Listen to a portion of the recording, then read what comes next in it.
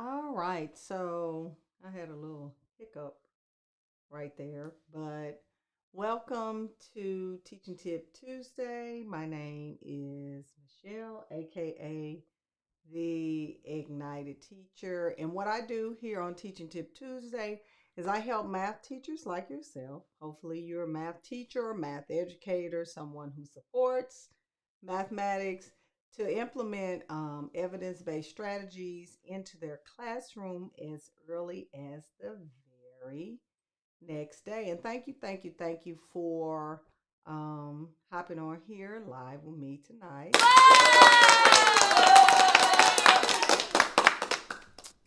So, um, what I want to do is just let you know if you're new to my community, you can catch all of my Teaching Tip Tuesday videos on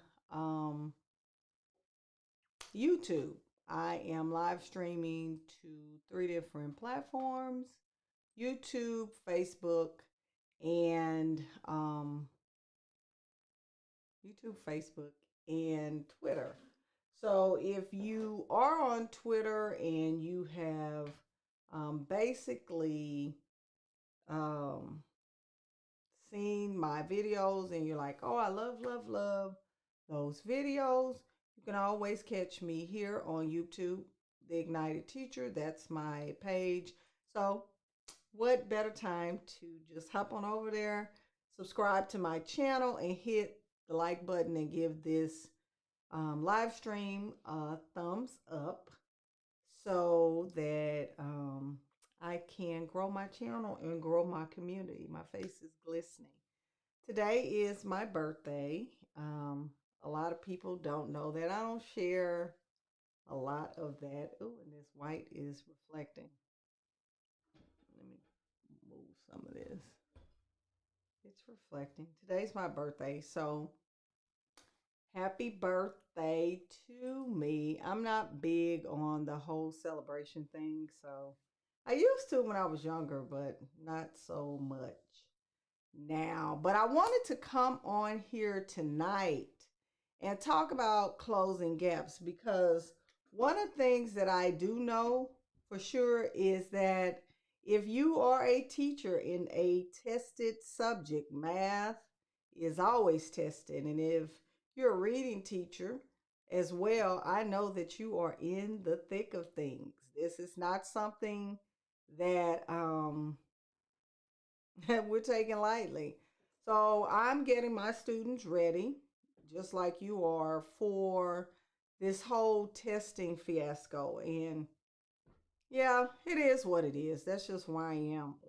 My sinuses have been bothering me. This bipolar weather we have, it's ridiculous.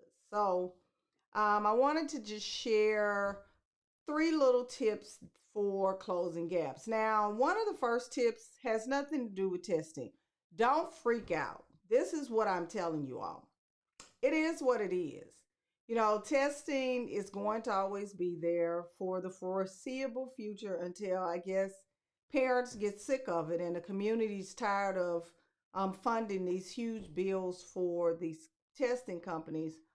But that's what we're up against. But I know some teachers freak out about testing because a lot of the administrators are on them about your numbers this and your numbers that.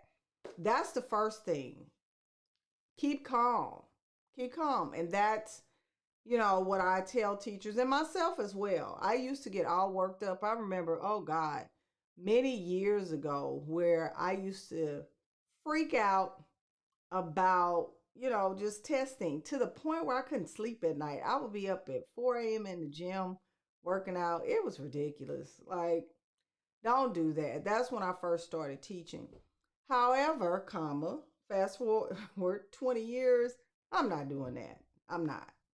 So when you're approaching testing, this is what I do want you to understand is that if you're in a tested subject, go ahead and plan. In order for you to get the results that you want, it takes a plan. And here's the thing, like anything, if you fail to plan, you plan to fail. And I put out, well, I launched my planner for intervention and I use it as well. You have to plan strategically for math if you're going to intervene. And sometimes we say, well, math has intervention has to look like this. If you're working with kids that are below grade level, you're going to have to intervene everywhere. It's not just in small group instruction. Your whole class is an intervention class, point blank, period. So, for example, when I say plan or your class is an intervention class, I'm saying that you may have to front load. That's a part of intervening. Scaffolding, that's a part of intervention. We do it all the time. Small group instruction is no longer for me just the go-to thing for a small group. And I'm being honest with you, I haven't been able to do small group because my classes are so large and I've been having some issues, but I have started tutorials so my kids come in and I have seen some improvement. But I don't do tutorials after school. I do it in the morning when the kids are fresh and I'm fresh. So tomorrow I have tutorials and I have kids that will be with me tomorrow in the morning. But I'm saying you have to plan. That's the second thing. So the first step is don't freak out, keep calm, and close gaps. The second thing is to plan. And the third thing is to actually use resources that are going to give the biggest bang for your buck. Oh, excuse me. So when I say that, I'm talking about vertical alignment, looking at, okay, I need to address like major concepts that are grade level things for my grade level. And I'm going to use 8th grade, for example. Equations and geometry are our biggest one. So I've been honing in on that, trying to get my kids to understand translations. Oh my God. And today I had to go back to the number line. That was bananas. I was like, I normally don't even teach translations like this, but I had to go back to the number line. And when I tell you that vertical alignment jumped out at me today, I was like, yeah, this goes directly back to number lines in elementary school where the kids hop, because that's what I've been doing with my 8th graders. So I've been trying to just kind of close some gaps there because I know I need to hone in on that. So that's where I am. That's what I'm saying, using resources that are going to get the biggest bang for your buck. If you're deep in the thick of it, those cute ideas that you have, use those after testing. You can do Kahoot, you can do all kind of different things, but man, let me tell you, it's not working. It's not gonna work. Those cute things, those cute ideas, but get you some resources that are going to move the needle on your data. Our school purchased iExcel, so that's one of the things that we're using. I use Nearpod. Oh, Nearpod, I love Time to Climb. That is great. But I've had my Nearpod account for, I know it's been 5 or 6 years because I'm still paying $70 a year, and I think the subscription now is like $120. But that is the go-to thing. So get things that are going to close gaps.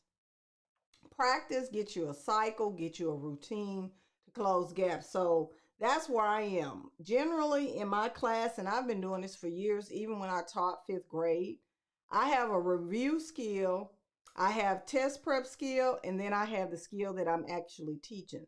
So my students hits 3 different TEKS or grade level expectations every day. It's 3 different ones. So like today, they did translations, and then we did cone. One of my classes did volume of a cone. And then we worked on writing rules. So it's different skills that our kids see every day. And if you want to get more bang for your buck, you're going to have to do that more than one skill per day, especially if you have 70 minutes or 60 minutes per class period. If you have 60 minutes, you should be covering at least 2 to 3 skills.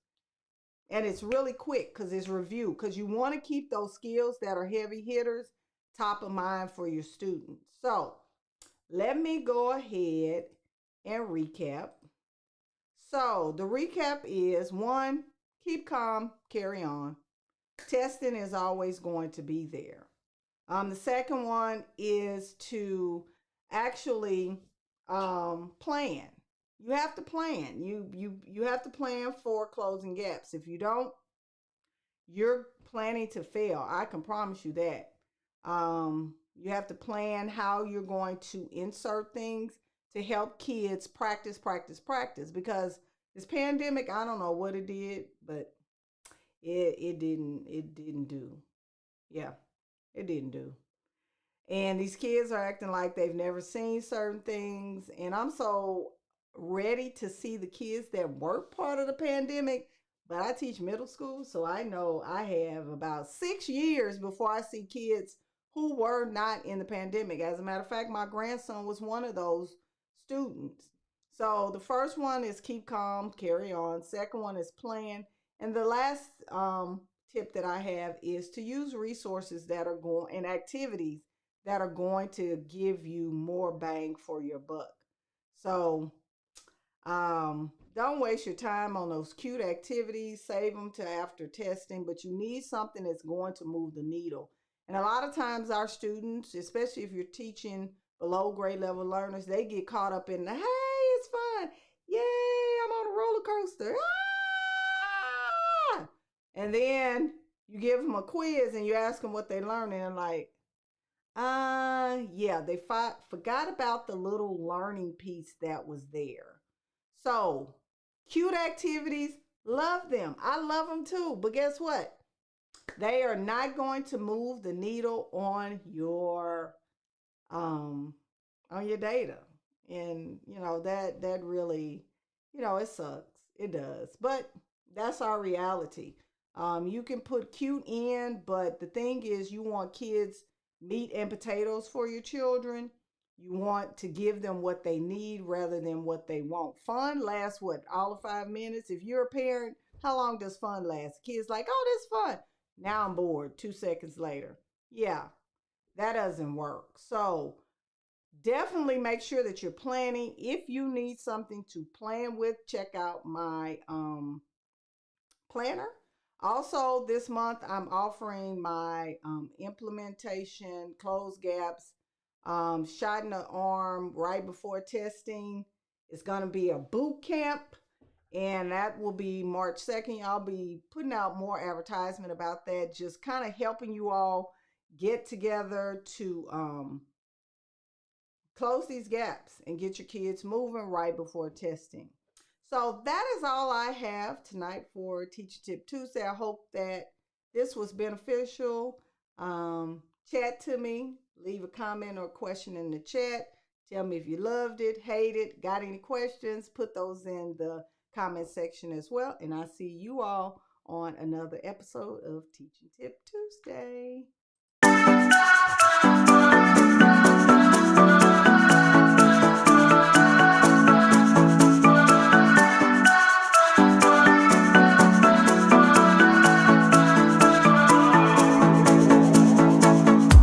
This town